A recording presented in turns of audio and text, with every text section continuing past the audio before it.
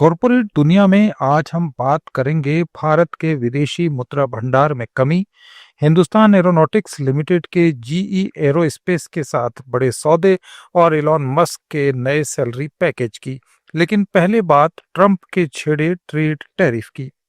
अमेरिकी वाणिज्य मंत्री हॉवर्ड लुटनिक ने ट्रंप की टैरिफ नीतियों का बचाव करते हुए भारत का हवाला दिया।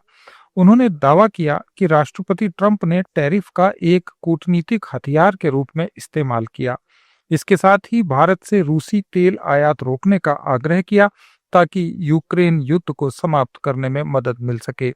लुटनिक का ये बयान ऐसे समय में आया है जब अमेरिकी सुप्रीम कोर्ट ये तय करने पर विचार कर रहा है कि ट्रंप द्वारा 1977 के अंतर्राष्ट्रीय आपातकालीन आर्थिक शक्ति अधिनियम के तहत लगाई गई व्यापक टैरिफ नीतियां वैध थीं या नहीं। The president is using these tariffs. This is by justice. The president is using these tariffs to end the war in Russia and Ukraine, right? He's told India, stop buying oil. If you take these powers away from the president, he can't make the world and the United States of America a safer place. I think the justices know it. They know the law. They went over the words. It was crystal clear if you sat through the second half of today. And a lot of those articles today were written in the first half. You listen to the second half today, you left like I did, very confident that the President of the United States, Donald Trump, is going to win this case because these powers protect America. NITI Aayog के CEO BVR Subramaniam ने भरोसा जताया कि भारत और America के बीच प्रस्तावित द्विपक्षीय व्यापार समझौते पर इस महीने के अंत तक कोई सकारात्मक घोषणा हो सकती है। उन्होंने कहा कि भारत और अमेरिका के बीच पिछले कुछ समय से बातचीत की चुनौतियां रही हैं, लेकिन अब दोनों देशों के बीच नए सिरे से कोशिशें जारी हैं। एक न्यूज चैनल के कार्यक्रम में सुब्रमण्यम ने कहा कि मुझे लगता है कि अमेरिका के साथ चीजें थोड़ी मुश्किल रहीं, लेकिन अब बातचीत आगे बढ़ रही है। नीति आयोग के सीईओ ने कहा कि दुनिया आर्थिक और जियोपॉलिटिकल उथल-पुथल के दौर में है। ऐसे में भारत को अपनी आंतरिक क्षमता पर ध्यान देना चाहिए। अगर हमें युद्ध, अर्थव्यवस्था या इस टैरिफ जैसे अस्थिर दौर में रहना है तो अपनी आंतरिक ताकतों को और मजबूत करना होगा। The biggest announcement in the last budget, which is the National Manufacturing Mission, and I'm hopeful that by the end of November, the mission will be up and running. The NMM is going to transform India's manufacturing landscape. It's going to be a very different approach, quite different, not throwing money alone, but actually focusing on building capabilities. So that's one. And the second thing is, we think of services as just restricted to the IT sector. Services in India have become synonymous with IT. Services are more than 150 sectors, You're in the service sector. Yes. And this is also an area because services have one advantage. Services are people driven. It's a great employment generator. If you look at it globally, only 30% of Indians work in the service sector. It's 60% of our economy.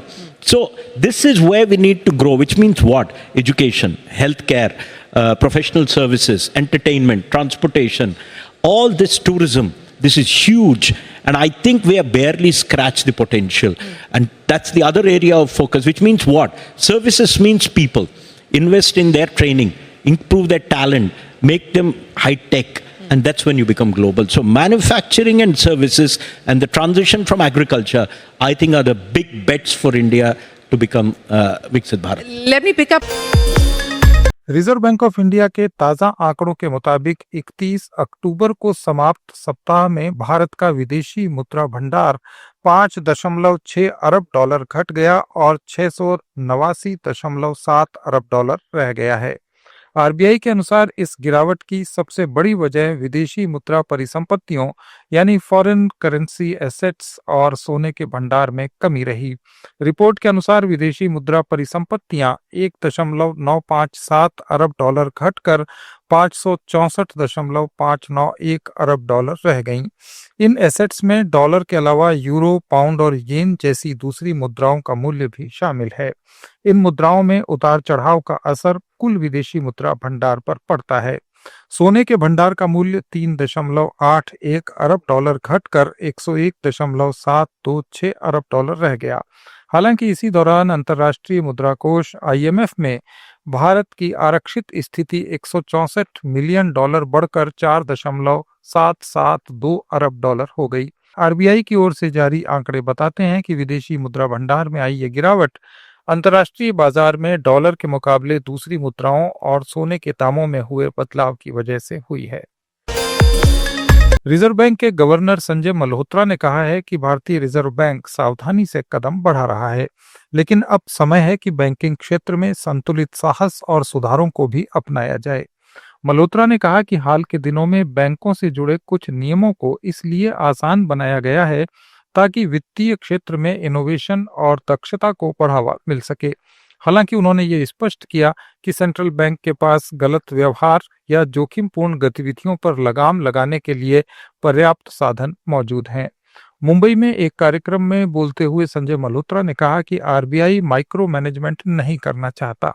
उन्होंने कहा कि अल्पकालिक वृद्धि के पीछे भागते हुए financial stability से समझौता करना देश की लॉन्ग टर्म फाइनेंशियल हेल्थ के लिए हानिकारक हो सकता है। उन्होंने कहा कि आर्थिक हित में दक्षता और इनोवेशन को प्रोत्साहित करना जरूरी है। जिस तरह कोई मुफ्त भोजन नहीं होता, उसी तरह स्थिरता बढ़ाने वाले नियमों की भी अपनी एक कीमत होती है।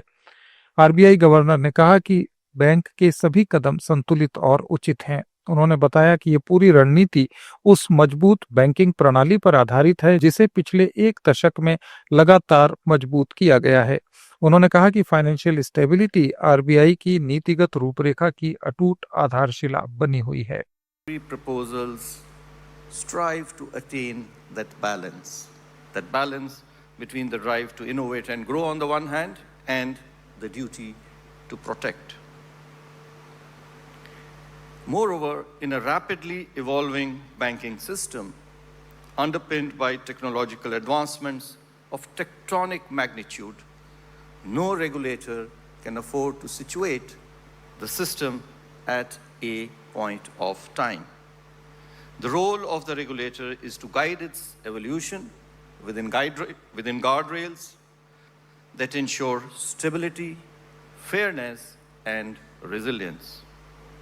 In India, this philosophy has found steady expression in RBI's approach towards regulation, what might be called responsive conservatism, a model that prizes stability yet remains open to reform, change, and improvement.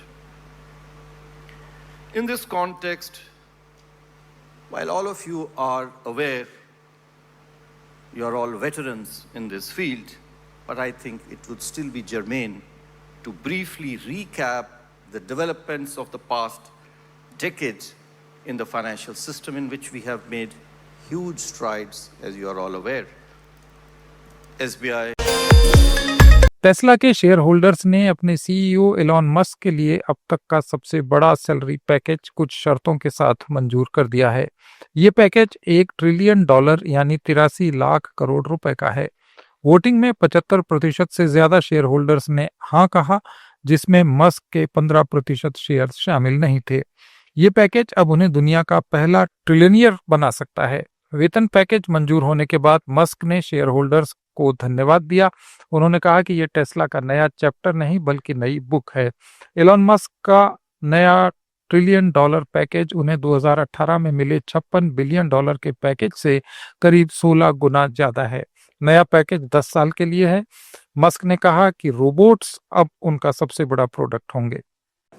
I'm hopeful that we can, within less than a year of AI5 starting production, we can actually transition in the same fab to AI6 and double all of the performance metrics. So,